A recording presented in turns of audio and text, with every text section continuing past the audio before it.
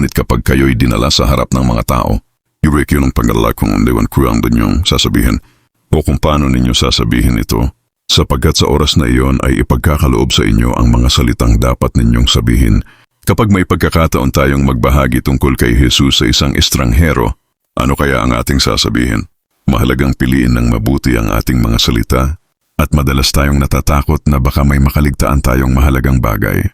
Minsan pa nga'y parang nawawala tayo sa tamang saglit na maaari sana tayong magbahagi ng ebanghelyo.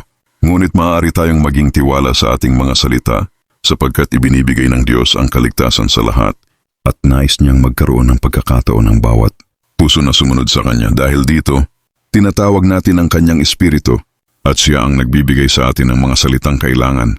Hindi na natin kailangang mag-alala kung paano ipapahayag ang salita dahil tutulungan tayo ng Diyos sa bawat hakbang. Manalangin tayo. Pinakamamahal naming Amang nasa langit, tinatawag namin ang iyong Espiritu upang magbigay sa amin ng mga salitang magbabahagi ng iyong pangako ng kaligtasan sa anumang pagkakataon. Sa pangalan ni Jesus, Amen.